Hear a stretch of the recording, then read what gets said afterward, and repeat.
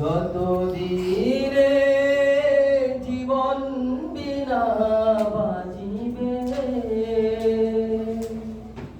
সুপথে চালাও মাফ করে দাও আল্লাহ ও গো আল্লাহ ক্ষমা করে দাও মাফ করে দাও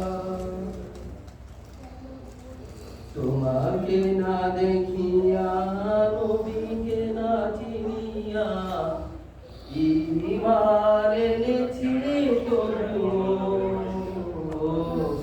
তোমাকে না দেখিয়া নবীকে না চিনিয়া ঈমান এনেছি তবুও